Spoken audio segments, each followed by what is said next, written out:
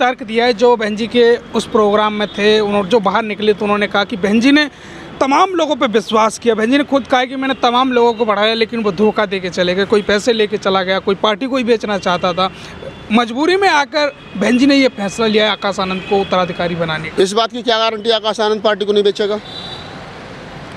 वो उनके ब्लड का है। नहीं, अब या तो एक होगा मेरा ब्लड है तो ठीक रहेगा, या फिर जिन लोगों ने 30 साल 25 साल पार्टी में काम करा उनको तुमने कुछ बना दिया और तुमने कहा कि इनको निकाल दिया, पैसे का धोखा दे दिया।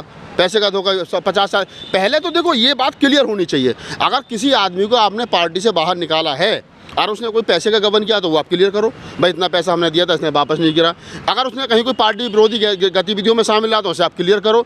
ये गोल मोल करके और एक लाइन लिख देना पार्टी विरोधी गतिविधियों में शामिल पाएगा इसलिए पार्टी से बाहर निकाल दिया, तो उसका स्पष्टीकरण दो। आप स्पष्टीकरण कुछ देते नहीं हो, आप पार्टी से जिस मर्जी को बाहर निकाल देते हो और फिर कहते हो कि हमने सब पे विश्वास करा। तो कितने लोगों पर विश्वास करा? जब से मान्यवर साहब काशीराम गए हैं कितने लोगों को राष्ट्रीय उपाध्यक्ष बनाया? एक जयप्रकाश को छोड़ दो, बताओ मुझे। जयप्रकाश को आपने राष्ट्रीय उपाध्यक्ष बनाया और जयप्रकाश को जब आपने पार्टी से निकाला तो आपने कहा कि राहुल गांधी पर तल्ख टिप्पणी की इसलिए पार्टी से बाहर निकाल दिया। तो भाई राहुल गांधी कौन सा रिश्तेदार है तुम्हारा? राहुल गांधी को अगर जयप्रकाश ने कुछ बोल दिया तो तुम्हारे पेट में क्यों दर्द हो गया? राजनीतिक पार्टी का जिस कांग्रेस की रीता बहुगुणा जोशी आपको अपशब्द कहती है, जिस बीजेपी के नेता आपको अपशब्द कहते हैं और आप क्या नाम उनके खिलाफ प्रोटेस्ट करते हो, और उधर दूसरी तरफ अगर आपकी पार्टी का उपाध्यक्ष 30-32 साल का लड़का बोल देता है कि राहुल गांधी ऐसा है, उसकी शक्ल जो है वो अपने दादा से मिलती है, अपनी नाना से मिलती है और वो भारतीय नहीं है, तो आपके पेट में दर्द हो जाता। आप पार्टी के जिस आदमी ने पूरी शादी नहीं करी, कुछ नहीं करा, उसको पार्टी से बाहर निकाल देते हो, तो उसने कौन सी पार्टी बेच दी थी? तो ये कहना कि ये लोग पार्टी को बेचना चाहते थे, ये कहना कि लोग पैसे का गबन करके चले गए। यहाँ तो ऐसे ऐसे लोग हैं आपके भैया भतीजे जो क्या नाम है पूरी पार्टी को, आज अगर उनके पास में करोड़ों की प्रॉपर्टी है तो वो कहाँ से आया? इसका भी हिसाब देना चाहिए ना। जयप्रकाश तो आज भी फटे हाल घूम रहा है, लालजी मैदानकर तो आज भी फटे हाल घूम रहा है। वही छत्तीसगढ़ की हमारी छोटी बहन है क्या नाम है, वो भी आज तक बहुत बड़ी अरबपति नहीं होगी। जिन लोगों ने पूरा जीवन लगा दिया, शादी नहीं की, उनके पास में उनके बैंक खाते चेक करो क्या पैसे उनके खाते में। ये गलत बात है, ये गलत आरोप है जब हमें किसी को आगे बढ़ाना होता है। नमस्कार दोस्तों, मैं निरंजन सिंह और आप देख रहे हैं बहुजन साथी को। दरअसल आपको बता दें आज हम मौजूद हैं दिल्ली में और हमारे साथ मौजूद हैं राहुल नागपाल जी, जो कि दलित समाज की आवाज़ को बड़ी बेबाकी से रखते हैं और लगातार सोशल मीडिया पर वायरल है। भाई साहब स्वागत है आपका। Thank you. क्या लगता है बहुजन राजनीति को आप किस प्रकार से देख रहे हैं? क्योंकि लगातार बहुजन समाज पार्टी ने अपना उत्तराधिकारी तो घोषित कर दिया है आकाश को, अब राजनीति किधर जाएगी बहुजन राजनीति? आकाश आनंद को उत्तराधिकारी घोषित करने के बाद जो बात हम पिछले 5 साल से 4 साल से कह रहे थे उस पर मोहर लग गई है, और जो लोग हमें अपशब्द कह रहे थे, गालियां दे रहे थे, उनको जवाब मिल गया है। मेरा कहने का मतलब ये है कि बहुजन समाज में अगर हम बहुजन समाज की बात करते हैं, बहुजन समाज के पुरखों की बात करते हैं, तो उसमें कहीं भी कोई भी आप किसी भी महापुरुष को उठा करके देख लीजिए तो उसमें परिवारवाद नहीं है। बुद्ध में परिवारवाद नहीं है, कबीर में नहीं है, नानक में नहीं है, रैदास में नहीं है, फूले में नहीं है, साहू जी महाराज में नहीं है, बाबा साहब अम्बेडकर में नहीं है, काशीराम में नहीं है, परिवारवाद नहीं है। और अगर उनको, और ये मैं इसलिए कह रहा हूँ कि इन्हीं सारे महापुरुषों की विचारधारा पर आधारित मान्यवर साहब कांशीराम जब बहुजन समाज पार्टी बनाई थी और जो उसका संविधान बनाया था, बायलॉज बनाया था, उसके बायलॉज में मान्यवर साहब कांशीराम इस बात को स्पष्ट रूप से लिखते हैं कि बहुजन समाज पार्टी के राष्ट्रीय अध्यक्ष के ब्लड से संबंधित कोई भी व्यक्ति कभी भी पार्टी के किसी वरिष्ठ पद पर नहीं आएगा। लेकिन आज भारतीय संविधान, बहुजन समाज पार्टी के संविधान को कुचलते हुए, आज मान्यवर साहब काशीराम की विचारधारा को कुचलते हुए और तो और बहन कुमारी मायावती जी अपने ही कहे शब्दों से विपरीत जाते हुए, जबकि बहन जी ने खुद कहा है, आजकल वो बड़ा ट्वीट हो रहा है, कभी उन्होंने कहा था एक चैनल पे कि मेरी पार्टी का जो उत्तराधिकारी है, हमारा जो उत्तराधिकारी है वो हमारे परिवार का नहीं होगा, हमारी जाति का होगा, हमारे परिवार का नहीं होगा, हमारे ब्लड से संबंधित नहीं होगा, मेरे भाई बहनों में से नहीं होगा। लेकिन आज अगर बहन जी अपने ही बात से उलट गई हैं, आज अगर बहन जी पार्टी के संविधान को नहीं मान रही हैं, काशीराम साहब की विचारधारा, बुद्ध की, नानक की, कबीर की, जो तमाम बहुजन पुरखे हैं उनकी विचारधारा को नहीं मान करके वो अपनी विचारधारा जो है वो थोपना चाह रही हैं, और थोपना क्या चाह रही, थोप दी एक तरीके से आकाश आनंद को उन्होंने प्रमोट करके और उसको क्या नाम है उत्तराधिकारी बना करके।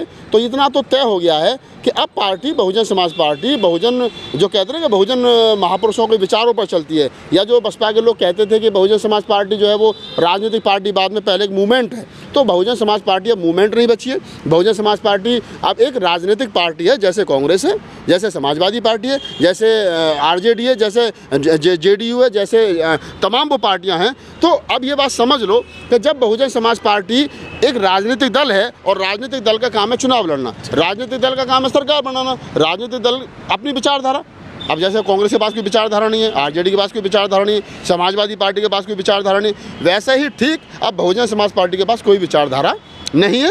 बहुजन समाज पार्टी की राजनीति है और राजनीति जिसको पसंद आएगी वो बहुजन समाज पार्टी में काम करेगा, जिसको पसंद नहीं आएगी वो किसी दूसरी पार्टी में काम करेगा। बहन जी ने एक तर्क दिया है, जो बहन जी के उस प्रोग्राम में थे, उन्होंने जो बाहर निकले तो उन्होंने कहा कि बहन जी ने तमाम लोगों पे विश्वास किया। बहन जी ने खुद कहा कि मैंने तमाम लोगों को बढ़ाया लेकिन वो धोखा दे के चले गए, कोई पैसे लेके चला गया, कोई पार्टी को ही बेचना चाहता था। मजबूरी में आकर बहन जी ने ये फैसला लिया है आकाश आनंद को उत्तराधिकारी बनाने का। इस बात की क्या गारंटी आकाश आनंद पार्टी को नहीं बेचेगा? वो उनके बिलेट का है। नहीं, अब या तो एक होगा मेरा बिलेट तो ठीक रहेगा, या फिर जिन लोगों ने 30 साल 25 साल पार्टी में काम करा उनको तुमने कुछ बना दिया और तुमने कहा कि इनको निकाल दिया, पैसे का धोखा दे दिया, पैसे का धोखा 50 साल पहले। तो देखो ये बात क्लियर होनी चाहिए, अगर किसी आदमी को आपने पार्टी से बाहर निकाला है और उसने कोई पैसे का गबन किया तो वो आप क्लियर करो, भाई इतना पैसा हमने दिया था इसने वापस नहीं किया। अगर उसने कहीं कोई पार्टी विरोधी गतिविधियों में शामिल रहा तो उसे आप क्लियर करो। ये गोल मोल करके और एक लाइन लिख देना पार्टी विरोधी गतिविधियों में शामिल पाएगा इसलिए पार्टी से बाहर निकाल दिया, तो उसका स्पष्टीकरण दो। आप स्पष्टीकरण कुछ देते नहीं हो, आप पार्टी से जिस मर्जी को बाहर निकाल देते हो और फिर कहते हो कि हमने सब पे विश्वास करा। तो कितने लोगों पर विश्वास करा? जब से मान्यवर साहब काशीराम गए हैं कितने लोगों को राष्ट्रीय उपाध्यक्ष बनाया? एक जयप्रकाश को छोड़ दो, बताओ मुझे। जयप्रकाश को आपने राष्ट्रीय उपाध्यक्ष बनाया और जयप्रकाश को जब आपने पार्टी से निकाला तो आपने कहा कि राहुल गांधी पर तल्ख टिप्पणी की इसलिए पार्टी से बाहर निकाल दिया।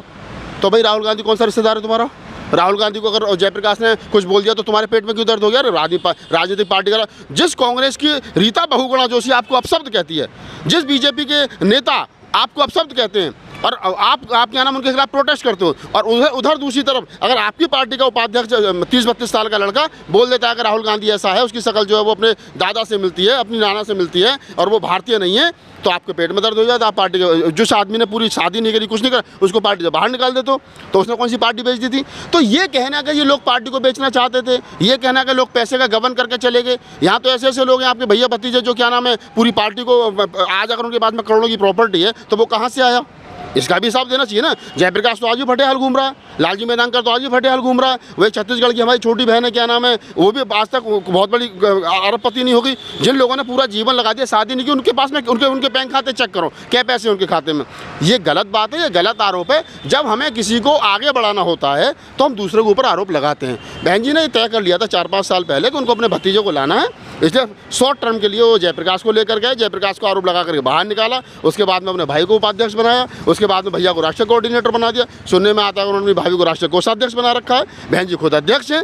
तो ये पार्टी नहीं प्राइवेट लिमिटेड फर्म हो गई है। मेरी बात बहुत सारे लोगों को बुरी लगेगी, गाली भी देंगे, कोई दिक्कत नहीं है। आज के इंटरव्यू पर गाली तो पढ़ने वाली है। कोई दिक्कत नहीं, मुझे आप गाली दो, कुछ भी करो, लेकिन मैं कबीर का वंशज हूँ, मैं खरी बात करूँगा। मैं वो आदमी हूँ कि हम बोलेंगे और हमारी बात आज समझ में नहीं आएगी तो 4 साल के बाद समझ में आएगी, 5 साल के बाद समझ में आएगी। मेरा सवाल वहीं खड़ा है रंजन भाई कि अगर आज की तारीख में 2006 के बाद में, मान्यवर साहब के बाद में आप लगातार चुनाव हार रहे हो, मेरे परिवार के मुखिया की देखरेख में मेरा परिवार पिछड़ रहा है, तो परिवार के मुखिया की जिम्मेदारी बनती है कि वो उस कुर्सी को खाली करे, दूसरे को मौका दे। लोकतांत्रिक तरीके से अध्यक्ष का चुनाव होना चाहिए। और अगर वो ये कहता है कि नहीं साहब मैं ठीक हूँ, दूसरे खराब है, तो फिर रिजल्ट क्यों नहीं आ रहा?